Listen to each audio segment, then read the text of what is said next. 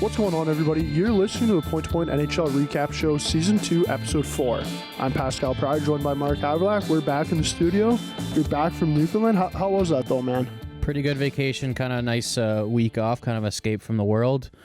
Caught a lot of hockey while I was there. Season's been pretty good so far. Habs have been so freaking inconsistent, though, man. So not too happy in that aspect. But how you doing, man? Flames are still looking pretty good, eh? Flames are looking better. They're sort of coming back down to reality. Looking at the Pacific, it's pretty tight right now, right? Like, they're only 2 points into a wild card spot. Like, yeah. If Edmonton gets 2 points and Flames don't get any, like...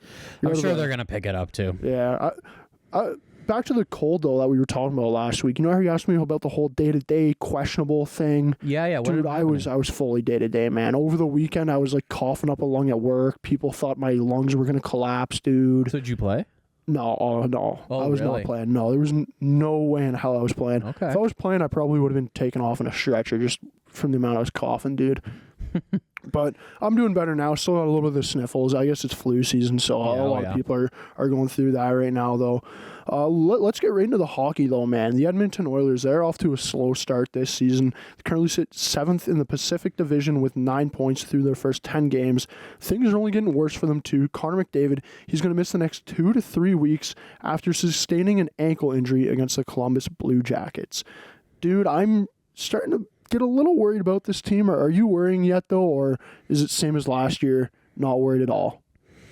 I wouldn't say I'm not worried at all, but I think we've talked about like the holes and concerns with this team. Obviously, we've talked about them a lot with them going to the finals last year, and I think maybe they're just being a little bit more exposed in that aspect. Like, everyone's saying they should have accepted that offer sheet with Broberg and brought him he's back. Looked great so far. He has, but I don't really know if he would be the answer, though, dude. They're kind of lacking like a second pair of right-handed defensemen who's more defensive than offensive. Yeah. You know what I mean? So I think they're really lacking that. They're getting terrible goaltending right now, too, man. Like, it's not Skinner great. and Pickard have both not been good whatsoever. So you got to think that that's going to pick up, too. There are obviously some similarities from last season. They're doing a bit better at this point than they were last season, but their goaltending was also awful last year to start, right? So I wouldn't say like I'm really concerned about this team. Like, I still think that they're going to make the playoffs. Me saying that I bet my mortgage on my house that they're going to win the division is not looking too good, and glad I actually didn't bet that. But I don't really have any worries for this team at least making the playoffs. I'm not really convinced they're going to win the division anymore, though, at this point, unless they go on a really strong run.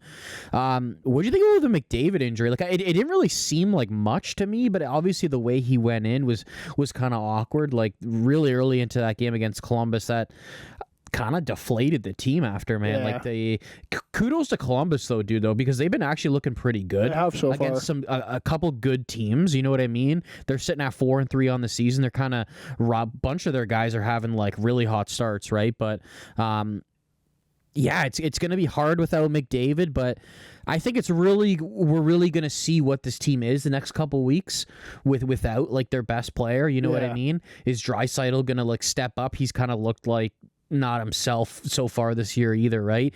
And like, can their goaltending improve? But if not, man, I think that they're going to have to look to shake things up somehow via trade. I completely agree with you. I'm not fully worried about this team, but I am starting to worry a little bit, because when you look at this team and what they are really probably do best, it's their offensive power, right? Like, this is a team that for the last 2-3 years has led the league in power play percentage and has completely dominated there, right? Like, right. You've had multiple 100-point players in Connor McDavid and Leon Draisaitl. You had Zach Hyman last year who scored 50 goals, right? Like, so far this year, goaltending has been an issue with them as well, but also their offense has not been clicking, man. Like, they only have 22 goals so far this season, which is tied for second worst across the NHL. Yeah. Entire NHL. Their power plays at 13.9. It's a bottom 10 power play right now in the NHL. Like, yeah, your goaltending hasn't been great, but also if you're not scoring more than 2.5 goals a game, you're not going to win hockey games, no matter who your goaltender is, right? The thing, though, that I sort of really look at with this Edmonton team right now, though, and think it's going to get better is, dude, their shooting percentage is awful. Yeah. They have the worst shooting percentage in the NHL at 6.4%, right? Like, that's a shooting percentage that is not going to stay there. That's going to come up, right? Like, when you have McDavid, Hyman, Ryan Nugent-Hopkins, you have Bouchard there at the point, like, that's a shooting percentage that is not going to stay at that all season, and it's going to come back up, and they're going to start finding the net. So I'm not too worried about the Oilers offensively, but I agree with you. Like, goaltending, it hasn't been great. I think they might need to make a move there and get a good backup, because I think right now Stuart Skinner, part of the reason why he's not playing so well is just that his workload is too much, right? Yeah, like I'm not convinced he's a starting goalie. And even to be quite honest with you, and even if he is, he's not the type of starting goalie where he's getting 55 plus starts a year. Like, I more want to see him in a tandem where it's maybe 50 starts a year. I think they were just hoping to get, because to be completely honest, like, Pickard last year when he came in was actually like pretty solid. He wasn't bad. So I think that they were hoping they could do that again, and they were also looking at it like he played well. He only got $1 million in his contract. Yeah. You know what I mean? Like, let's try to rely on him again. But I mean, he's also not been a consistent NHL goalie either, right? So it's I'm not really that surprised that this is happening. I don't know. It's so weird for me to say. Like, I have such mixed feelings about Stuart Skinner. Yeah. Like, it's like he looks unreal, then he looks terrible. But it's also like, dude, he got them to like Game 7 of the Stanley Cup Finals. So it's kind of hard for me to be like, I don't think he's that good, but it's like, I just see a lot of flaws in his game, to be honest with you. And I'm not that convinced that he can do it again. I think that they really need to make a move and make this more of like a tandem.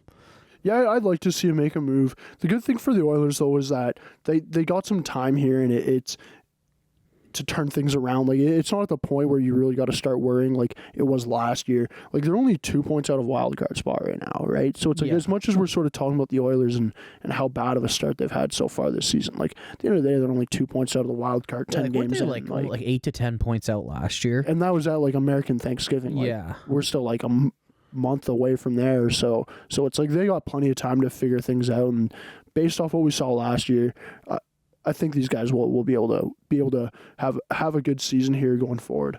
Let's move on out to the Eastern Conference. We got the Pittsburgh Penguins. Man, dude, this team's looked awful, eh? Like, I'm not enjoying watching them. 11 games of this season, though, they're tied for second worst across the entire NHL. When you look at this team, Mark, they have a lot of veteran players. Yeah. They got some legends, though, on their team. Yeah. Like, what's next for this team? I think ultimately, like, their goal is to get back to the playoffs, like, while Sidney Crosby's still there, right? Like, personally, like, I think he's unless he gets dealt, he's played his last playoff game already. Like, I don't really see this team getting into the playoffs in the next couple seasons. Ideally, like, you would, with any other franchise, you'd be stripping it down and probably trading away some of these guys and going towards a rebuild. But it's like, I don't think that they're going to do that. You know what I mean? Like, Sid's not going to really want to do that. Like, what's the point for him, right? So, I don't know. Like, what do you think's going to happen? Like, to be honest with you, it's like they don't really have any good prospects. McGroarty's a good prospect. That's it, though. That's all you have. Okay, but also, you can't really not say that Blomqvist, their goalie, isn't, because he's been playing awesome. He's 21 years old, dude. Like, he's fair. Like, are you watching him play right now? I'm like, I see him as part of their future. Yeah. So it's like, regardless if he's a starter, a 1B, whatever, it's like, I'd consider him a good prospect. You know what I mean? In net. Besides that, yeah, it's like a lot of their guys they've drafted recently, like even Owen Pickering, first round. Like, I don't know what he's going to be. Like, he doesn't seem like, through his progression as a prospect, he's going to be even like a top 4 defenseman. So it's like, yeah, it's like McGroarty, this Blomqvist goalie, and there's nothing really else. They got a couple of these guys from the Hurricanes, right, in that trade. I think those guys are also, it's like, how are those guys going to end up doing? Like Vasily Ponomarov and Ville Koivunen as well. Oh, yeah, and Lucius, I think, as well. They got from Carolina last year, right? So, like, I think that they see those guys as potential fits in their system. I don't know if it's Ponomarov or Koivunen was really good last year in Europe. So it's like, I don't know, but it's like, the same time, it's like I probably see him maxing out as like a really solid third liner or something. Like, you know what I mean? It's like he's not really going to be that impactful player. Meanwhile, I see I see McGroarty, like, if he hits his potential, he's probably like a top 2-line player, like a winger. He's a pretty solid power forward, like, you know what I mean? So, but those aren't really answers, right? Like, they've been around this 1-2 punch at center for fucking 20 years now, dude. Like, they don't have anything like that in their system. I guess ideally in 3 years or in 2.5 years when Crosby's done, you completely strip it down. You trade the remaining years of Letang and Malkin's contract, and you just fully rebuild, and you hope that you can get a superstar again. But it's like, dude, I don't see this happening for another 2.5 years. Yeah, I'm with. Unless Crosby gets sick of it, and he's literally like, okay, like, I actually want to get traded. Like, yeah, unless Crosby leaves, they're not going to strip things down. For me, the biggest issue though is like, in 2.5 years, when Crosby's done and they do decide to strip things down, like, at that point, dude, there's going to be nothing left to strip down. You're going to have an old, aged-out Erik Karlsson. You're going to get nothing for him, right? Like, the other players that are there, too, like, are all older players. Like Kevin Hayes, he's older. No, but I mean, I get what you're saying, but like, I guess they just have to be more content with the fact that they're going to be bad, instead of like selling all these pieces away. You know what I mean? That's like, fair. Like I guess they're probably not really going to have anyone worth to trade. Yeah, like I do get what you mean, but. We're even at the point with them now, too, where it's like they might be picking top 5 this year. Like, they're probably going to be picking top 10 for sure, and they might even get in there and picking top 5. So it's like, honestly, like, if you're Kyle Dubas right now, going into the trade deadline as the season continues, like, if things stay the way it has been for the Pittsburgh Penguins so far, like, do you even consider, not full-blown selling, but do you consider maybe trying to get some picks back for some players here? Because it's like, at that point, like, you're at that point, if you're too far out of the playoffs, you're not buying. Because what are you buying with, right? Like, you're not buying. They don't have anything to buy with. The thing is though, it's like, if you start, I guess my question is more is like, who are you selling? Like, one guy that comes to mind who they could probably get a decent return for, but that's not going to be great, would probably be Marcus Pettersson on D. Yeah. He's a UFA this year. My question is more like, are you saying more of like a depth guy, or do you see them moving on from like Raquel or even Rust? Even those two guys, dude. Like, if there's some interest in the market for those two guys, and you're able to get some good my thing is, though, it's like the whole thing with Gensel last year, right? With Sid, like, it obviously didn't sit well. Yeah. And it's like, these guys have term left on their deal, so it's like, does that sit wrong with Sid? Like, Raquel's had a pretty decent start this year. He's had a great start. Pittsburgh hasn't been too good. And it's like, I get getting the return for it, but it's like, I feel like it's like, Dubas is kind of like, Sid's not running the team, right? But it's like, he's catering to Sid, right? And he kind of has to. It's like, dude, I'm gonna be honest with you, like, I don't really blame Dubas for any of this. Like, no. I really don't. It's like, his only real impact on this team was re-signing Sid, which, I mean, dude, fuck, anyone could have signed him for that. Like, it's whatever. It was a great contract. And the Erik Karlsson thing. And to be honest with you, like, it's like, it hasn't worked out, but like, I think making the risk was a pretty good move, in my opinion, to get Karlsson coming off a 100-point season like that. I think it was a pretty good risk to take, to be quite honest with you. And it's like, I guess his one bad thing is like fucking Jari. This contract looks bad, and they probably should have moved on from him, to be honest with you. But like, he doesn't really have a huge effect on this team besides that, like, he has been kind of getting more draft capital, which, I mean, gives him more shots to make picks, right? They haven't had a lot of picks, but yeah, I mean, like, I think he's probably pretty steady in his job for a while, Dubas. Like, it's like the ownership knows where this team's at, right? Yeah, the ownership likes him. I just, for me, I look at this team and I'm like, man, with Sidney Crosby there, they're not going to sell. They're not going to blow up the farm, like, which means you have this season and 2 years after where you're not buyers, but you're not sellers. You're just sort of stuck in this middle ground. And at this point, they're not even really middle ground. They're sort of like bottom of the middle ground. So it's like, dude, the future for the Penguins looks ugly, and it looks like post-Crosby, Malkin, Letang era. Like, this is a team that may be bad for a long, long time. And if I'm a Penguins fan looking at that, like, I don't really know if I like that right now, looking at the team's future. Yeah, I definitely wouldn't be too thrilled, man. It's not a lot of hope. Let's move on to the other side of the standings, though. It's the NHL's best, Winnipeg Jets. They lead the NHL with 16 points and have an 8-1 record. Mark, I think this is a team that you had missing the playoffs during your season dude. previews. What a terrible pick, eh? Yeah, it's all right. I underrate this team's depth a lot, to be honest with you. I don't know what it is. I just thought that more losing Dillon, losing Monahan, and Toffoli would have like a way bigger effect. But like they've been getting some solid performances, dude. Yeah. Hellebuck's looked terrific. Morrissey's looked really good. Pionk, he didn't really have a good season last year. He's bounced back. He's looked freaking great this year. They probably have one of the best third lines in the NHL, if not the best. Niederreiter, Lowry, Appleton, they've been really good for them this year. And I mean, like their top dogs are producing. Their power play's been incredible. I think it's at like 41% right now or something. That might come down to earth a little bit, but like, I mean, this team's a shoo-in for the playoffs at this point. I think the way that they play, I think I was just totally wrong about this team. I thought that I thought they just lost too much, and it wouldn't. Yeah. Like I didn't know if like they'd be continuing to play the same style they did with a different coach, right? As well. But apparently they were saying, I think it was on like Chicklets, that like Scott Arniel thought last year in the playoffs that like Colorado just like out analytics them, and they prepped for the series very well and knew what they were going to do. And so he's incorporated a little bit more analytics into, I guess, the way he deals day to day with the Jets, and probably the way they play defense as well. It's kind of a weird thing to say, but I mean, it's like, I guess the Jets were so good going into the playoffs that Colorado probably studied them so well and just got their tendencies, and then they exposed them. You know what I mean? Yeah. Another stat about them, a lot of people probably don't realize, they almost had the longest record. Well, they just lost to the Leafs a couple nights ago, of continuous wins throughout like 2 seasons. So they finished like last season winning 8 in a row. They won 8 in a row this year. Then they lost, obviously. The record, I think the Pens did it. I don't know when, but it was 17. So they almost broke that. 16 regular season wins in a row is pretty incredible. They're a pretty solid team. I was totally wrong about this team, to be quite honest with you.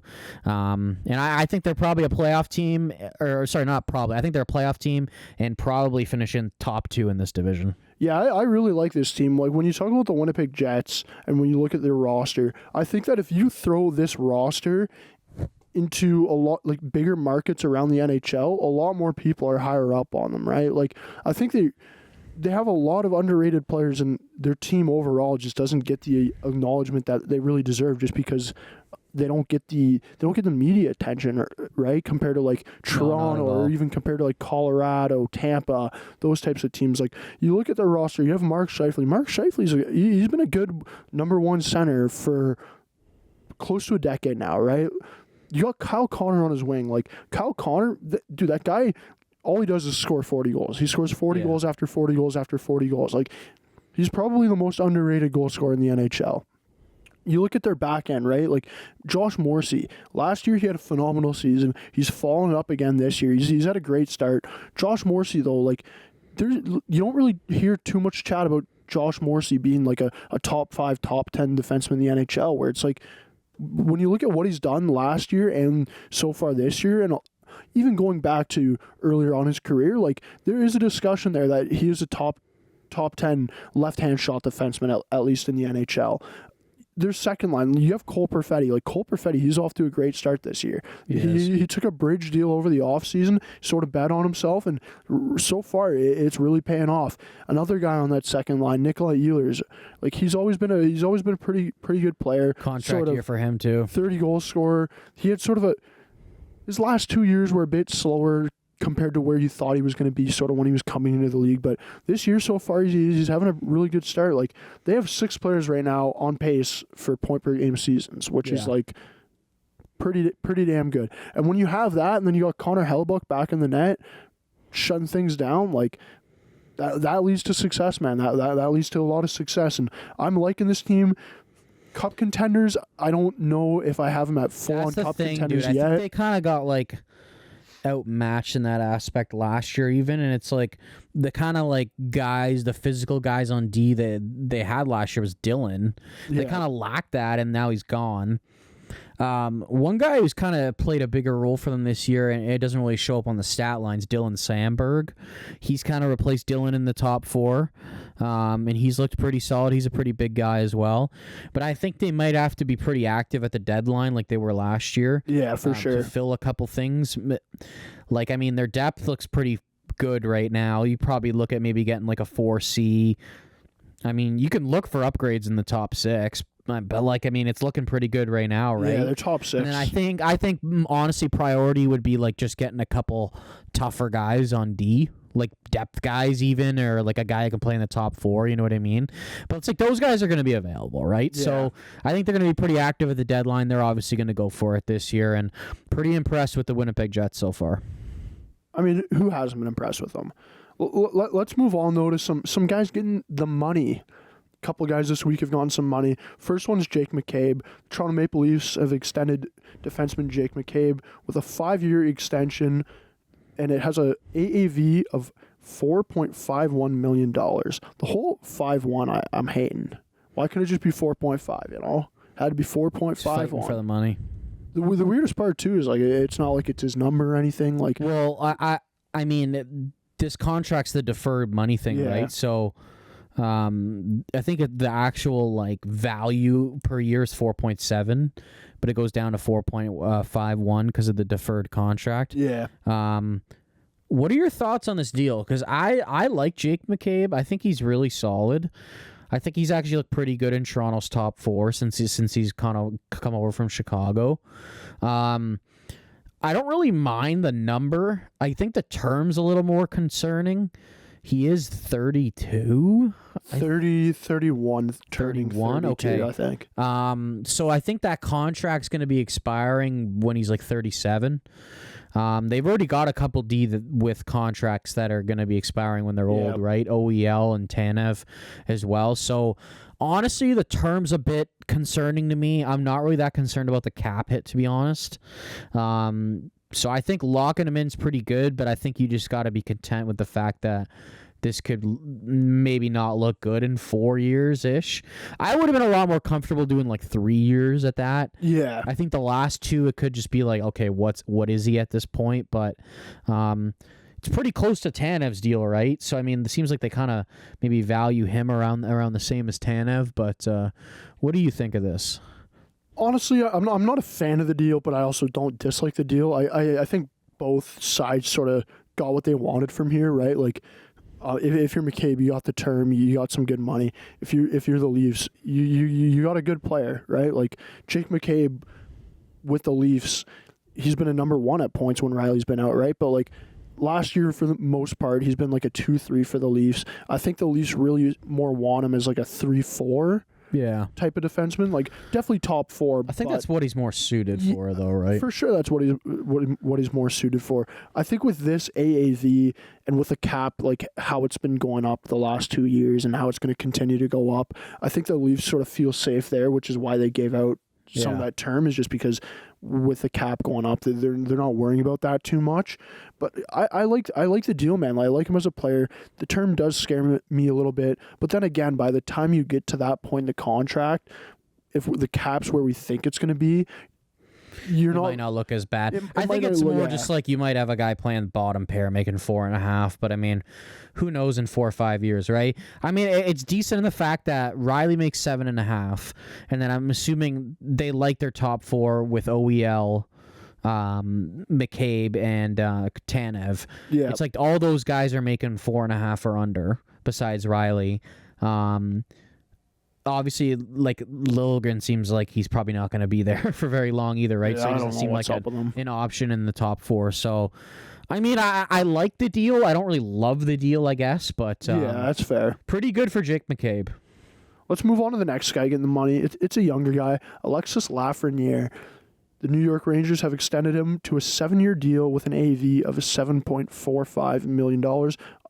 Dude, I fucking love this deal, man. I think it's a really good deal, dude. You're talking about the cap going up. Like, seems like he's just been getting better every single season he has, at least points-wise, you know what I mean?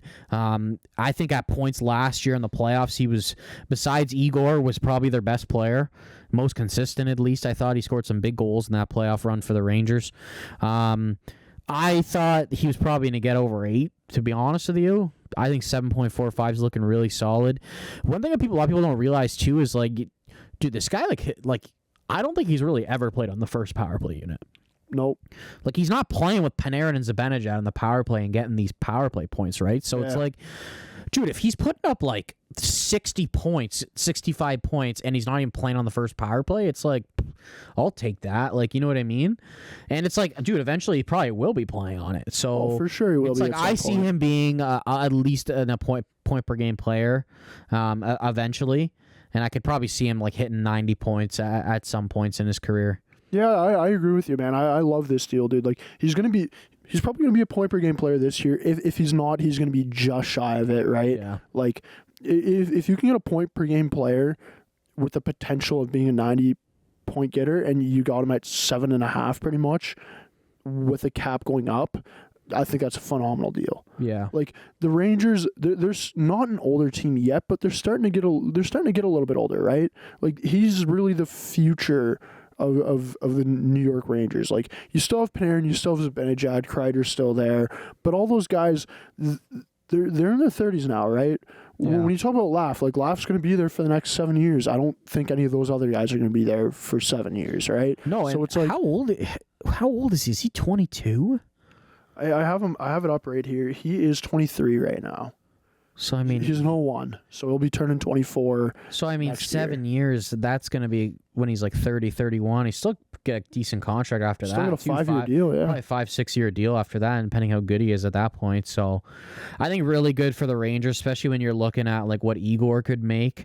Yeah. It's almost like the fact that, like, I'd almost even look at it now like, it's like if Laf ended up getting like a point per game this year, like it's like he could probably even argue like give me 9.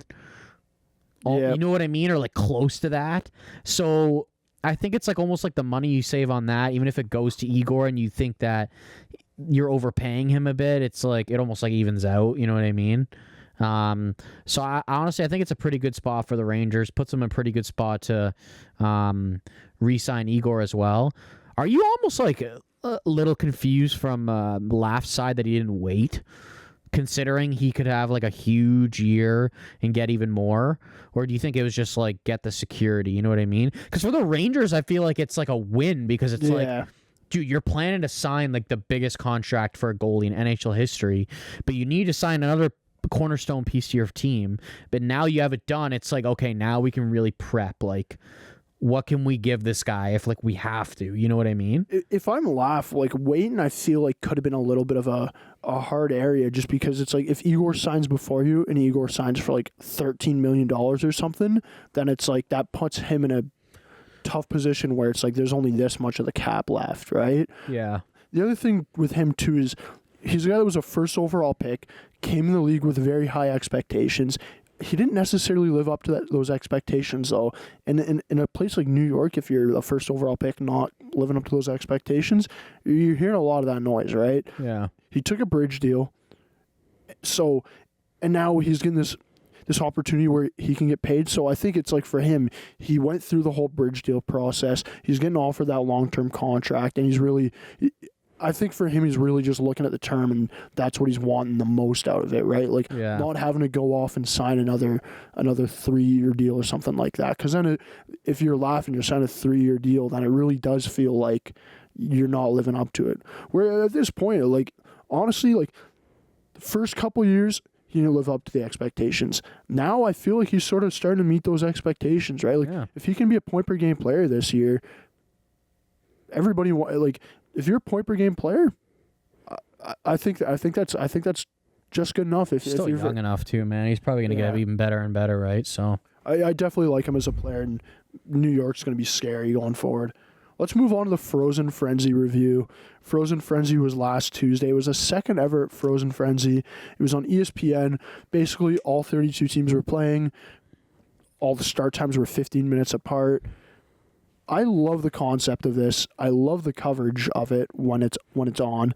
It's 2 big things that I hated. The first thing was I hate how if you don't have ESPN Plus, you can't watch the first hour of it, right? So it's like all the games start at 7 o'clock, or it started at 7 o'clock basically, and by 8 o'clock you have 4 games going on, right? Yeah. But it's like for the first hour, it's only the Frozen Frenzy is only on ESPN Plus, and then at 8 o'clock it goes on ESPN 2 and 3, where you can watch it if you don't pay for ESPN Plus. I hate that, man, because it's like for the first hour there's 4 games going on, or at least for the 45 minutes of it there's 4 games going on, and it's like you got to pick and choose what game you want to watch because you don't pay for fucking ESPN Plus. Like, just give me the Frozen Frenzy at 7 o'clock when the first game starts. And yeah, maybe it might be a little boring because there's only one game going on for the first 15 minutes. But hey, do some interviews at that point. Like, there's plenty of content you can throw in there for 15 minutes or half an hour or whatever you got to do to make it very interesting. The other thing I hated, and we both hate this here, is how bad of a job did not only ESPN but also the NHL do marketing this. Yeah, I didn't hear about it until 30 minutes after we recorded the last podcast. Same. And I saw it on Twitter and didn't realize it was the next day. They don't really do a good job with marketing that. They didn't do a good job with marketing the games in Europe at the beginning of the season. Like, did you even know that Florida and I don't even know what other team is in Finland right now? I didn't know they were there now. I knew they were doing Finland, another. Yeah. Because Barkov's returning. He's going back to Finland. I forget who they're playing. I don't even know, man. They've marketed enough that I can't even remember, to be honest with you. They're playing those Global Series games or whatever over there too. So I don't know, man. It's just like, do you think they just don't want to spend the money on marketing? Like, it doesn't even cost that much though to market. I don't think. Yeah. It's like they have a bunch of social channels with millions of followers, right? Yeah. It's like, throw graphics up on there. If you're like Sportsnet or ESPN or somebody that broadcasts the NHL as well, like you want these people to come watch the game on your platform. So not only is the NHL going to be throwing up these graphics or these promotional videos, you also have ESPN, Sportsnet, TSN throwing up these promotional videos or graphics as well, right? So it's like all you got to really pay for is the creation of these videos or graphics or whatever content that is. And to be honest, man, like I don't think that would cost the NHL that much. It's like, you already have a whole content team and marketing team, right? I don't really know why they don't a bit care more about on them. Like, I don't really have an answer for like why they don't do it. You know what I mean? Like, I just don't really get it. It honestly sucks to see, man, because it's like Frozen Frenzy should have been this thing where it was massive, and like it still did do pretty good, but like it should have been this thing where people were talking about it days before. When the season started, it should have been like, oh man, I can't wait until October when Frozen Frenzy's on, dude. Because like it is a very good show when you watch it, right? Like, it's an entertaining, it's a fun show to watch. But unfortunately, the NHL and all the parties involved really just did a shit job, quite frankly, marketing it this year. And like, I don't think enough people knew when it was this year and like when it was happening. Back to the show though. Now that we sort of ripped our part on ESPN and the NHL, how do you feel about the overall show though? You like it? I think it's good. I think they have two good people like kind of hosting it. I mean, Subbank was kind of in there this year too, but I like Weeks and Bucci Gross. I think they make it really interesting, to be honest with you. So I really like the show. I wish they would do more. Like, honestly, like, why can't they do it like once a month? Like, have it like 6-7 times throughout the season. Like, I agree with that. The issue I think there is just finding days where you can get all 32 teams to play and not have it like completely mess up the schedule for like the entire week and stuff. But my argument to that is like Saturdays you have 10 games usually, if not maybe 1 or 2 more, right? Yeah. It's like, why don't you just do it every Saturday, dude? Like 10 games. 10 games is enough. My only thing is like, so it's on ESPN. Is ESPN committed to like college football and stuff like that? That would be my only thing. That's fair. But like, it's like, then why don't they just do it on like a Thursday or like Tuesday? Yep. Like once a month. I don't know. Like I think if you have a day where you have 10 plus NHL teams playing, throw it on, man. Like, it's fuck it, yeah. It's not gonna hurt, dude. Like you're not gonna lose viewers because of that. Yeah. I don't know. I think, like, to be honest, it's like, dude, like, as much as like you'd probably want every single team to play, but like, dude, why can't you do it with like 13 games? Yeah. Like ideally, yeah, every team playing would be nice, but it's like you don't have to do it like that. I think as long as there's double-digit games, there's enough games. And there are nights throughout the year where it's looking there's like 12 games, like 14 games, like 15 games sometimes. You know what I mean? It's definitely a bummer that it doesn't happen more often. I hope it comes back for sure next year. Even at some point this year, it'd be awesome to see again. Let's move on to the Four Nations face-off. The jerseys, they've been revealed now, so sort of fun taking a look at those jerseys. Yeah, what do you think of them? Seeing them. Let's start off with Team Canada. Team Canada jersey, I fucking love it, dude. Dude, I do too, and people don't like it, and I don't get it. I don't know what people don't like about this. Like, do you know what people have been saying why they don't like these jerseys? 'Cause, dude, I love them. There's something about they just don't like the way the maple leaf is on it, and I'm like, I don't really get it, to be quite honest with you, but like, I don't know. It's just like there's obviously some Canada jerseys in the past where it's like I wish they would use that or whatever, but it's like I'm also just kind of content with the fact that they're going to try and make it something different every time because they want people to go out and buy it. You know what I mean? So I don't know. I'm pretty happy with it, dude. Like I'll probably get one myself, to be quite honest with you. That's a great idea, man. I might gotta get one too. Like I'm just gonna see who makes the team. Like kind of decide like, do I want this guy's jersey? You know what I mean? It's like, because it's like, man, I like players on some teams where it's like, I would wear their jersey, but it's like, I don't want to wear the logo on the front of it. So it's like, fuck, get their international jersey. You know what I mean? Yeah, no, I really like it. I love the maple leaf and the Canada and the like white or the cream color in the middle. And for me, the thing I love the most is just the two stripes, sort of not on the shoulders, but like on the above and below the elbow. Those two stripes I love. I really like the Canada jerseys. Let's move on to the U.S. jersey. You got Austin Matthews sort of rocking that one here. I don't know, man. Can you show me it again? Yeah. It's kind of bland, I find. I don't really mind it that much. I don't really like the stripes at the bottom there, though. I think it kind of makes it look weird. It seems pretty, like, plain for the most part. Like, they didn't really, like, try to do too much with it. Not being biased, I think Canada's is nicer, to be quite honest with you, but, I mean, it's not... I don't think it's terrible. Dude, I think Canada's the best, to be honest. U.S., I don't think it's terrible. It's just... I just think it's pretty basic. Okay. It's just a navy blue jersey with two stripes, I guess in the middle. I more look at it like if I'm a fan of that team and would consider buying the jersey, like would I go out and buy that? If I was an American, I don't know if I would, to be honest with you, unless it's like I really wanted a player that like maybe hasn't been on USA or whatever. But I don't know if I would go out of my way to buy that, to be quite honest. Let's move on to Sweden. You have to show me the last two too, because I keep forgetting. Sweden, it's pretty basic. But the thing about the Swedish jerseys is that like the Swedish jerseys with the three crowns, there's not much you can do with it. Well, dude, I just find the Swedish jerseys like I don't want to say classic, but it's just so clean when it's. See, I love it. I love them too. I love them. I love the bright yellow, and I've always been a fan of blue. Dude, the yellow and the blue matchup goes so nice together. The other thing too is just the three crowns like looks. Dude, I don't know why, clean. But I always think about this. I think it works so well because so many Swedes are blonde too. Yeah, that's a great point. So I don't know. I just always really like their jerseys. Like Nylander, blonde blue eyes.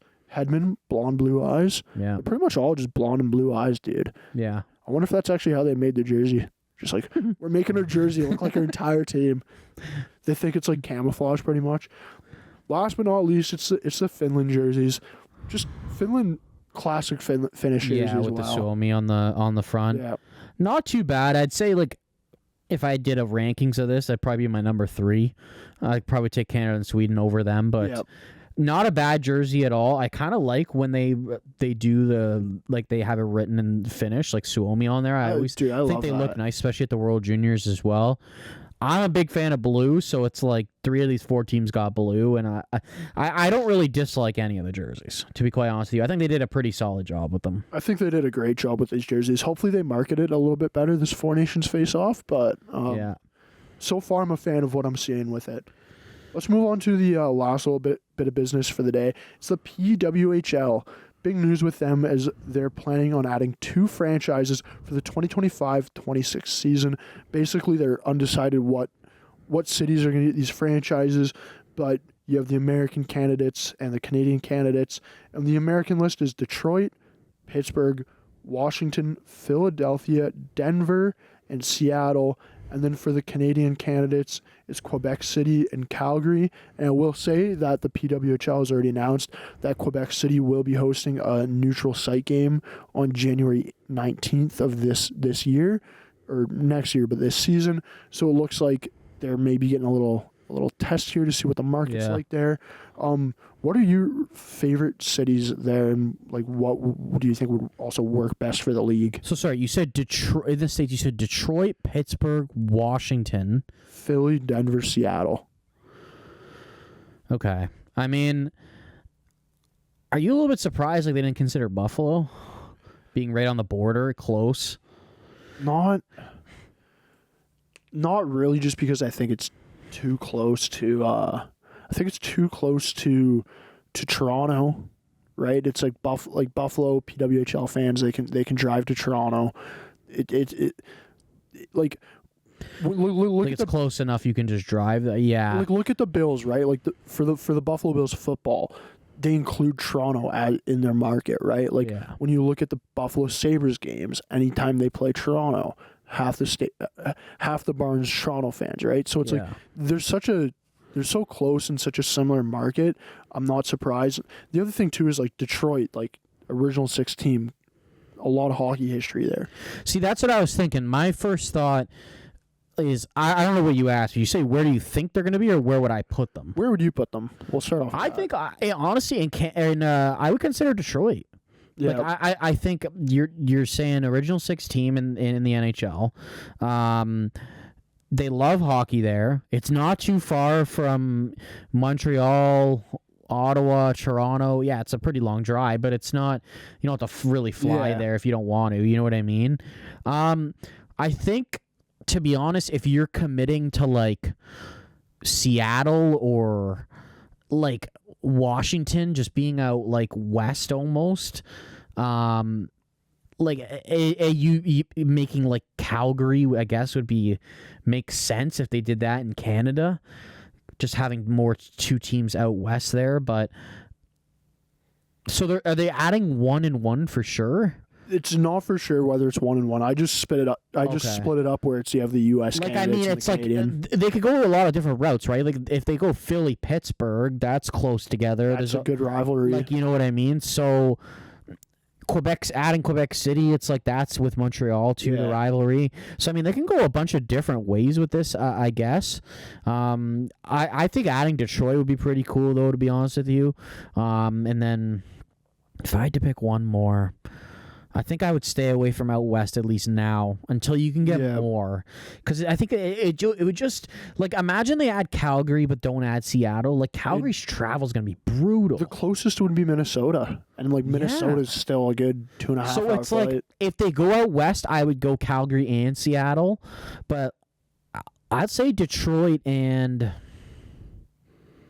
Quebec City.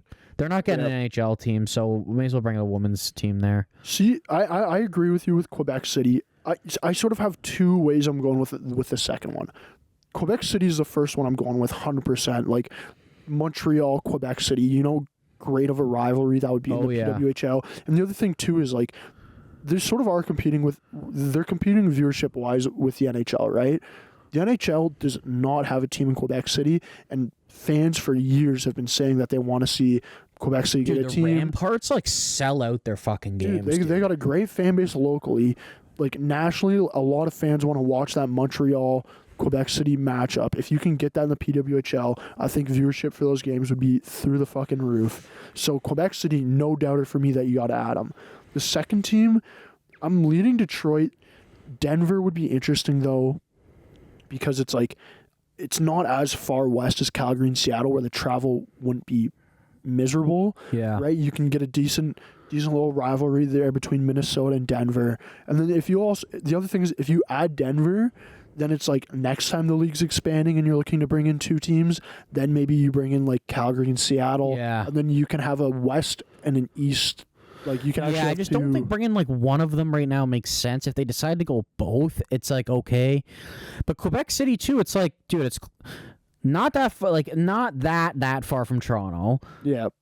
Obviously close to Montreal, not far from Ottawa, not even that far from Boston either, man.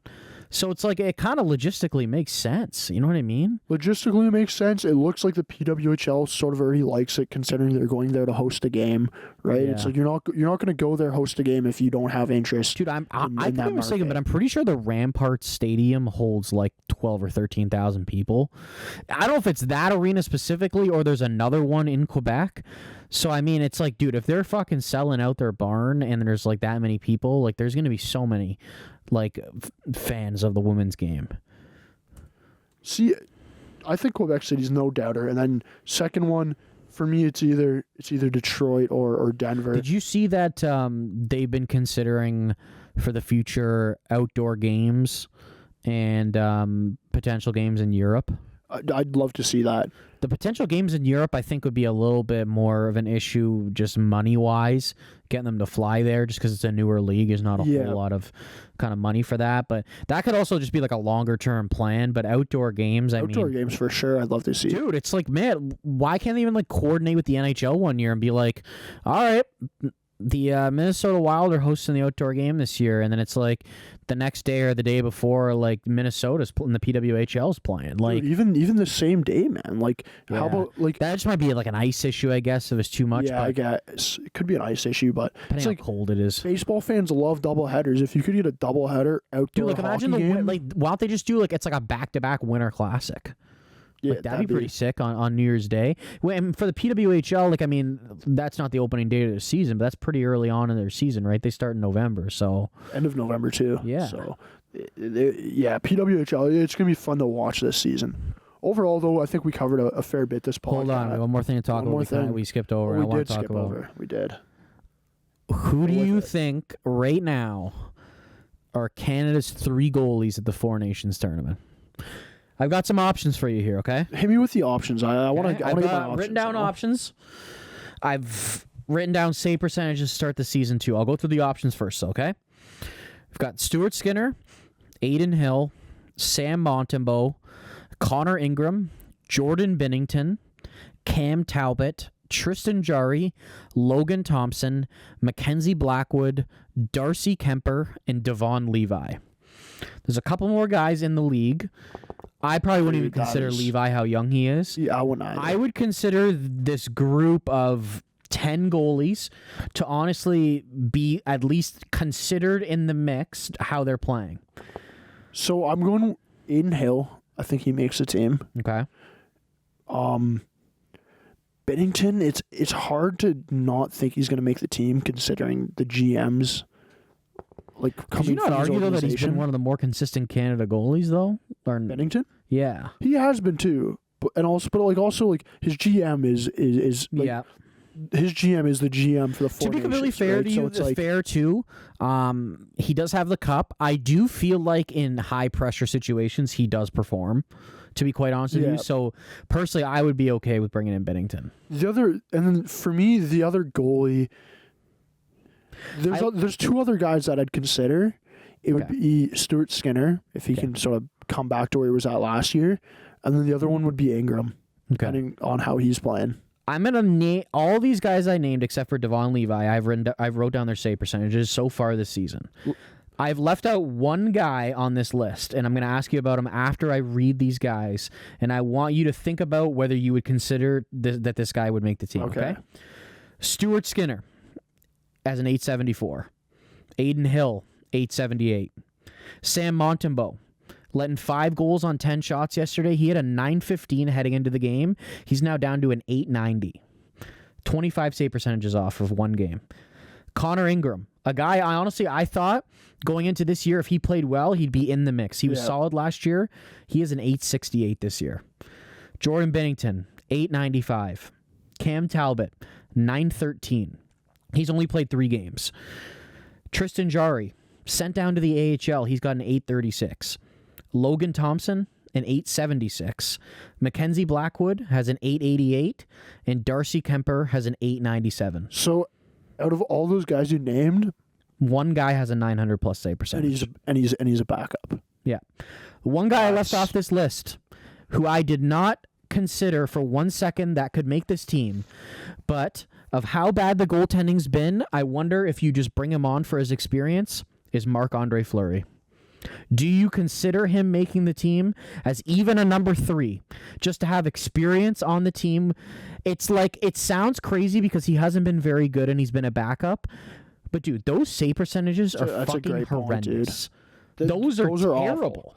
Like, it's not just like, oh, these guys, they've got like an 895 or like, dude, we're talking 860, 830. Like, it's fucking bad, dude. Like, I'm now concerned. I wasn't concerned going into the season because there was a couple guys where it was like, they might take a step, be good, you know? I don't know at this point, man. Honestly, if it was me right now, I would go Jordan Binnington. I'd go Aiden Hill. Yeah. And I could be biased, but I would go Sam Montembeault. I think that's biased. Okay, that's fair, but he's also been a pretty consistent goalie over the past couple of years. Stuart Skinner would be the other guy that I would consider, but he's been fucking terrible. And it's like, if he keeps playing like this, I wouldn't even consider it. Montembeault, it's like, he's played behind shit fucking D and been pretty decent for the most part this year. That's fair. But it's like, I can see him not making the team. Dude, it's such a toss up, man. Like, honestly, like, they're naming the team in like the next month or so. So it's like, what route do you even see them going? I think Binnington's a shoe-in, and I think Hill is a shoe-in. I think those two are shoe-ins, but then again though, dude, it's like man, like, if one of those goalies you just named, like, if they go on a tear for the next 2-3 weeks, like, how do you not name them at that point? It's like, crazy how it's literally coming to this bad. point where it's like recency bias. Oh, it's totally recency bias, dude. The only thing that sucks with it, though, is that it's recency bias in the fact that you're still naming it like 3.5 months before the actual tournament. So it's like somebody who could be playing amazing for the next month, and you're like, well, fuck, we have to name him to the roster. By the time you get to the tournament in February, it might be like, well, like, this guy's been asked for the last month. Would you take Fleury as a 3? See, I wouldn't take... I don't know, dude. I don't think I'd take him as a 3. Just because it's like... It's fucking interesting to think about, though. Here's the reason why. Because, like, with Fleury, it's like, dude, like, there's a legitimate chance that if you're Canada's third goalie in this tournament, you might start a game. You might start 2 fucking games, the way the goaltending is for Canada right now, right? I think it's like... Who's really got that, like, experience minus, like... Hill's done it recently... Binnington did it a long time ago. I guess Skinner was in that high-pressure situation, but, like, he didn't win it. Fleury's won, right, dude? It's like, you only might need to get them hot for a couple games. Yeah. That's the thing with, it's like, I'm fucking concerned about the goaltending situation, but it's like, dude, if one of these guys gets hot for 5 games and has a fucking 940, and it's like, you could win the tournament. Like, you know what I mean? So... There's a lot of other countries where their goalie situation's looking a hell of a lot better than Canada right now. I think every other team in this tournament has a legit number 1 starting goalie in the NHL. Here's my proposal to fix this goaltending issue. Russia can't play in this tournament. Well, they're not anyway. Looks like Igor Shesterkin's getting Canadian citizenship. Like, imagine them getting... It's like, what else are we gonna do? You know? Yeah. I mean, there's. For the future, I'm not, like, I think Levi's going to be pretty solid, so it's, like, maybe by, like, the 2030 Olympics or whatever, like he might be in consideration to even start, but, like, it just depends what kind of steps some of these guys take, like, even Skinner, like, Hill, like, where are they at in a couple of years? Yeah. And it's, like, it's obviously going to matter how they perform in this tournament for the Olympics next year, too, right? So... I don't know, man. Which goalie do you think is starting game 1 of the tournament? Dude. My pick, Binnington. I'm going to say Binnington as well. Yeah. I'm going to say Binnington. I honestly, I think Binnington's going to be the number 1. I can't believe I have to cheer for this fucking guy, dude. Dude, he's a great guy off the ice, bro. Yeah. No off-ice issues whatsoever is what I've heard. Team Canada fans are going to be fucking rooting for anybody in this tournament other than Canada by the end of it. Imagine Tom Wilson makes a fucking team too, like they're talking about. Farzi is going to be the only one cheering for Team Canada. I don't know. Overall, though, I'm looking forward for the tournament, everything that's sort of coming up with it, all the news that's going to be coming out. I think today, though, we covered a fair bit. There's going to be a lot more news coming in this season as it continues. We'll be back next week, so stay tuned for that, and thanks for tuning in this episode.